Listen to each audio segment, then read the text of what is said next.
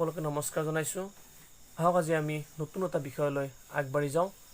আমি আলোচনা কৰোঁ পবিত্ৰ জীৱনময় বাক্য আৰু এই সময়ত প্ৰভু যীশু খ্ৰীষ্টৰ শক্তি আৰু গুপ্ত ধনৰ বিষয়ে আমি আলোচনা কৰোঁ।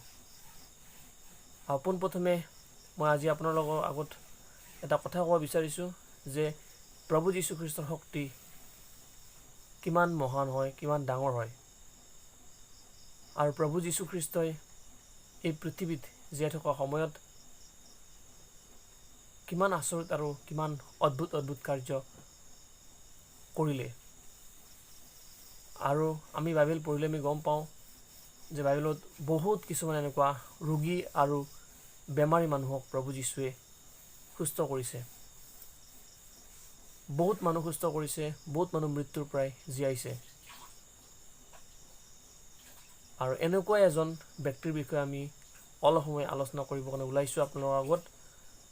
আৰু সেই বাক্যটো হৈছে পাচনি কৰ্ম 3 অধ্যায় 1 পদৰ পৰা 10 পদলৈকে। পাচনি কৰ্ম 3 অধ্যায় 1 পদৰ পৰা 10 পদলৈকে। গোটেইখিনি মই নপঢ়োঁ, কিন্তু তাৰ ভিতৰৰ কিছুমান মূল বিষয়বিলাক আমি অলপমান সময় আমি আলোচনা কৰোঁ। আৰু আগলৈকে আপোনালোকে এই ভিডিঅ'টো চাই থাকক। নিশ্চয় এই ভিডিঅ'ৰ যোগেৰে আপোনালোকে বহুত কিছুমান নজনা কথা জানিব পাৰিব আৰু প্ৰভুৰ আশীৰ্বাদৰ বিষয়ে, প্ৰভুৰ শক্তিৰ বিষয়ে, প্ৰভুৰ যীশু খ্ৰীষ্টৰ গুপ্ত ধনৰ বিষয়ে আপোনালোকে বুজিব পাৰিব।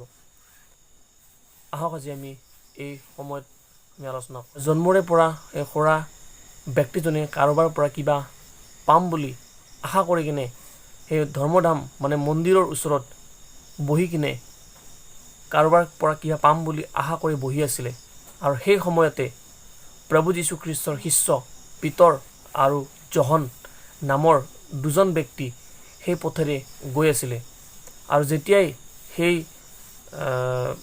প্ৰভু যীশুৰ শিষ্য জহন আৰু পিতৰক দেখা পালে, সেই সুন্দৰ নামৰ ব্যক্তি যিজন জন্মৰে পৰা সৰা, সেইজনে দেখা পোৱাৰ লগে লগে কিবা এটা পাম বুলি কিনে তেওঁ সেই পিতৰ আৰু জহনৰ ওচৰত ফালে চাই আছিলে। আৰু চাই থকা অৱস্থাতে পিতৰ আৰু জহন সেইপিনে গৈ থকা অৱস্থাত আৰু পিতৰ আৰু জহনে যেতিয়া ৰখি কিনে চাইছে যে সেই সুন্দৰ নামৰ ব্যক্তিজনে কিবা এটা পাম বুলি কিনে আমালৈ চাই আছে, তো সেই সময়তে কি কৰিছে, শিষ্যকেইজনে কৈছে যে মোৰ ৰূপ বা মোৰ সোণ নাই, কিন্তু মোৰ যি আছে তাকে তোমাক দিওঁ। মোৰ ৰূপ বা মোৰ সোণ নাই, কিন্তু মোৰ যি আছে তাকে তোমাক দিওঁ। তো সুন্দৰ নামৰ যি সৰা ব্যক্তিজনে তেখেতে ভাবিছে মোক কি দিব, চাগে মোক পইচা দিব, চাগে মোক কিবা খোৱা বস্তু দিব, বা না মোক কাপোৰ দিব, না মোক কি দিব। তেওঁ একেথৰে চাই ৰৈ আছিলে। আৰু সেই সময়তে সেই পিতৰ আৰু জহনে কৈছিলে যে মোৰ ৰূপ বা মোৰ সোণ নাই, মোৰ একো নাই তোমাক দিবৰ কাৰণে, কিন্তু মোৰ এটাই বস্তু আছে তোমাক দিবৰ কাৰণে, সেইটো হৈছে প্ৰভু যীশু খ্ৰীষ্ট। আৰু সেই সময়তে নাচৰতে পবিত্ৰ যীশু খ্ৰীষ্টৰ নামেৰে খোজকাঢ়ি ফুৰা বুলি তেওঁৰ হাতত ধৰি কিনে তেখেতক উঠাই দিলে। আৰু নিমিষতে এটা ছেকেণ্ডৰ ভিতৰত সেই সুন্দৰ নামৰ সৰা ব্যক্তিজন, যি সদায় দিনে ৰাতিয়ে তাতে আহি কিনে কি কৰে, খোজে আৰু মানুহৰ পৰা কিবা পাম বুলি কিনে আশা কৰি বহি থাকে। ৰাতিপুৱা আহিব আৰু গধূলি গুচি যাব। আৰু তেওঁ সদায় এনেকৈ কোনোবা তেখেতৰ কোনোবা ঘৰৰ ব্যক্তিয়ে আহি কিনে তেওঁক ৰাতিপুৱা থৈ যায় আৰু গধূলি টাইমত লৈ যায়। আৰু এনেকৈ তেওঁৰ নিজৰ জীৱন আৰু নিজৰ পৰিয়াল চলাইছিলে। কিন্তু এদিন এটা সময়ত ইমান ডাঙৰ এটা আচৰিত কাৰ্য হ'ল যে প্ৰভু যীশু খ্ৰীষ্টক তেওঁ লগ পালে। আৰু কাৰ দ্বাৰা লগ পালে, যে পিতৰ আৰু জহন সেই প্ৰভু যীশু খ্ৰীষ্টৰ শিষ্যৰ দ্বাৰা। যে মই আজি এইটোৱে কথা আপোনালোকক ক'ব বিচাৰিছোঁ যে প্ৰভু যীশু খ্ৰীষ্টৰ নামত কিমান শক্তি আছে। কাৰণ কিয়, এই পৃথিৱীৰ ইমান নাম আছে, আপোনাৰ আৰু মোৰো নাম আছে, কিন্তু আমাৰ নামেৰে একো কোনো শক্তি নাই। মোৰ নামটো ল'লেও একো কোনো শক্তি নাপায়, আপোনাৰ নামটো মই ল'লেও একো শক্তি নাপাওঁ। কিন্তু পবিত্ৰ যীশু খ্ৰীষ্টৰ নামটো লোৱাৰ লগে লগে আমাৰ জীৱনৰ পৰা সকলো ধৰণৰ ৰোগ আৰু বেমাৰবিলাক কি হয়, সুস্থ হয়। তাৰ লগে লগে এটা মহৎ কথা যে পিতৰ আৰু জহন এজন প্ৰভু যীশুখ্ৰীষ্টৰ শিষ্য আছিলে আৰু তাৰ লগতে প্ৰভু যীশুখ্ৰীষ্টৰ বাক্য প্ৰচাৰ কৰোঁতা এজন ব্যক্তি আছিলে, আৰাধনা কৰোঁতা ব্যক্তি আছিলে, পবিত্ৰতা জীৱন যাপন কৰা ব্যক্তি আছিলে। কিন্তু এটা সময়ত কি হৈ গ'ল, তেওঁলোকৰ লগত ৰূপ, সোণ, টকা পইচা একো নাছিলে। কিন্তু যেতিয়া সেই সুন্দৰ নামৰ ব্যক্তিজনক গম পালে বা দেখা পালে, সেই সময়ৰ লগে লগে কৈছে যে মোৰ ৰূপ আৰু মোৰ সোণ একো নাই তোমাক দিবৰ কাৰণে, কিন্তু মোৰ তাতে এটাই বস্তু আছে, এটাই বিষয় আছে, মোৰ তাতে এটা শক্তি আছে, যিটো শক্তি মই তোমাক দিব পাৰোঁ। Hallelujah, praise the lord. আজি বহুত মানে ভাবে যে মোৰ জীৱনত আচৰিত কাৰ্য কৰিছে প্ৰভু যীশুৱে। বাকীবিলাকে বহুত মানুহে ভাবে যে মোৰ জীৱন কিয় হোৱা নাই। কিন্তু সঁচাকৈ আপোনালোকে যদি নিজৰ ভিতৰৰ পৰা বিশ্বাস কৰিব, পবিত্ৰ যীশুখ্ৰীষ্টই আপোনাক আশীৰ্বাদ কৰিব আৰু সুস্থ কৰিব। আজি বহুত এনেকুৱা প্ৰভু যীশুখ্ৰীষ্টৰ সন্তানসকলক বহুত মানুহে দেখা পাই কিনে কয় যে তেওঁলোকে ইমান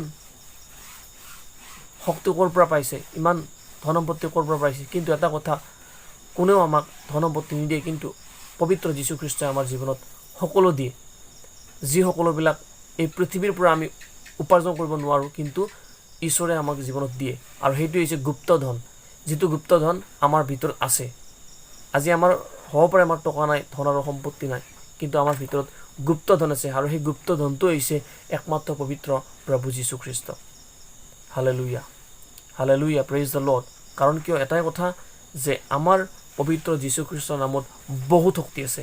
ইমান শক্তি আছে আমি কাৰো লগত তুলনা কৰিব নোৱাৰোঁ।